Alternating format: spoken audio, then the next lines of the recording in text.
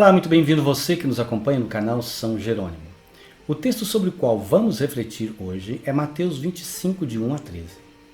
Trata-se de um texto muito conhecido, próprio de Mateus, isto é, não tem nos outros evangelhos. Esse texto, que com características apocalípticas, narra a parábola de 10 virgens, isto é, 10 noivas, que esperam o dia do casamento. A cena é comparada ao reino dos céus. Quero começar com algumas perguntas. Você sabe qual é o contexto cultural desta parábola? Por que elas têm que esperar o noivo, os noivos, com óleo na lamparina? Quem é o noivo de ontem e de hoje? Quem são essas virgens prudentes e essas virgens imprudentes? Considerando o dia de Santa Mônica, proponho-lhe a seguinte reflexão. Santa Mônica, as virgens do óleo e o noivo do dia seguinte. Olha que interessante. Santa Mônica, as virgens do óleo e o noivo do dia seguinte. Pois bem, iniciemos. Então, na memória de Santa Mônica, quero propor uma comparação, quase que uma parábola. Uma reflexão que une a realidade do texto com o nosso tempo e o esperar de Santa Mônica, aquela que viveu entre os anos 333 e 387 da nossa era. Mãe de Santo Agostinho. Africana de Tagaste, na atual Argélia, a vida de Santa Mônica ilustra bem o nosso texto, pela sua perseverança na fé, como as virgens, na oração e na dedicação ao marido e aos filhos. Viúva ainda nova, Mônica cuidou dos filhos e os educou com amor de mãe. Na prudência, no silêncio da oração persistente, ela implorou a Deus e logrou a conversão de seu filho mais velho, Agostinho, que tinha se tornado adepto da filosofia grega chamada maniqueísmo. Para esse modo de pensar, o mundo está dividido em duas partes, o lado bom e o lado mau, entre o Deus e o diabo. O jovem, brilhante pensador e professor Agostinho tornou-se presbítero, bispo, grande teólogo e doutor da igreja. Quem nunca ouviu falar de Santo Agostinho? Ele fez história no Ocidente cristão. Após esse pequeno relato de fé, esperança e prudência de Santa Mônica, que viveu o presente, acreditando que o futuro do filho seria um presente frutuoso, e foi, voltemos então ao nosso Evangelho.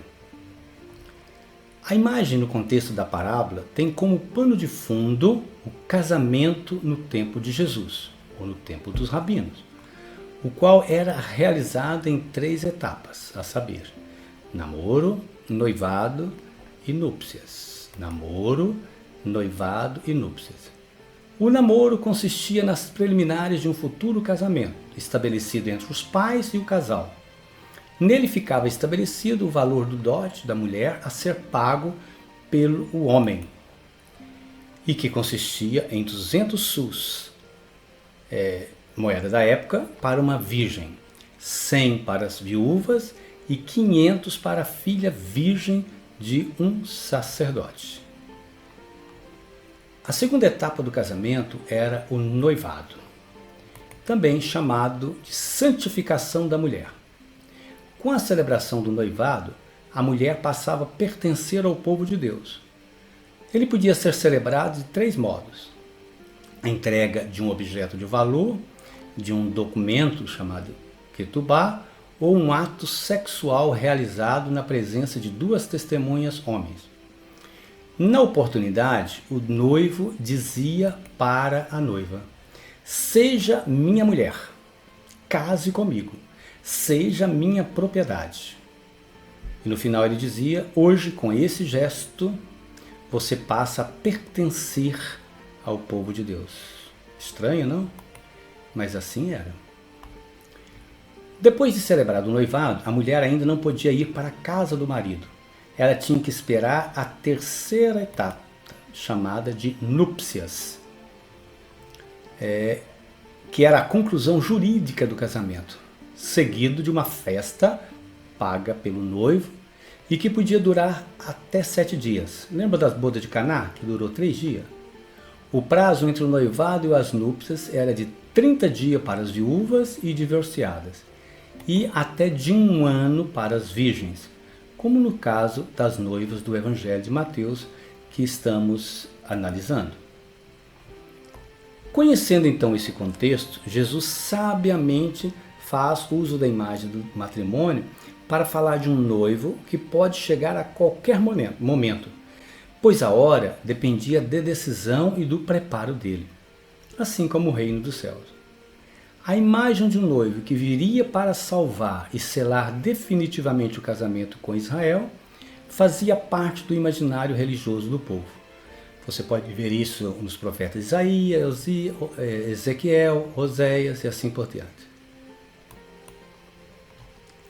Entendido, pois, o contexto e o texto, vejamos o que Mateus 25, 1 a 13 tem a nos dizer hoje. Qual é a sua hermenêutica? Eu diria, estamos vivendo em tempos difíceis, o que exige de nós vigilância e prudência. Os 3 poderes no Brasil, por causa de seus interesses próprios, estão divididos. O povo está sem esperança. A pergunta é, quando chegará um noivo ou uma noiva para nos tirar desse lamaçal de podridão que invade nossas casas, nossas ruas, praças e pessoas destruídas pelo ódio que impera? Será que temos que esperar a conversão de outros agostinhos? Eles ainda existem? Ou precisamos de mônicas que implorem por nós? Eu diria, melhor seria seguir o caminho das virgens prudentes. Isto é, ler a nossa realidade com olhos de lucidez. Ler a nossa realidade com olhos de lucidez. Não devemos esperar pelo futuro. Ele já existe no presente transformado. Não existe futuro. Somos uma vida a caminho, como na metáfora das virgens prudentes. A crise é sim muito maior do que imaginamos, mas não podemos perder a esperança de um azeite que ilumine nossa estrada, em todas as suas rotas. Não basta pedir óleo emprestado, como fizeram as outras virgens. É preciso ser luz na estrada da vida esburacada. Utopia sempre, fé e esperança, sonho sempre, e tudo será diferente. O dia seguinte do reino está por vir, acredite, mas não o reino shakespeariano da Dinamarca, mas o dos céus, já na terra. Amém. Assim seja. Um abraço. Compartilhe esta nossa reflexão. Fiquem com Deus.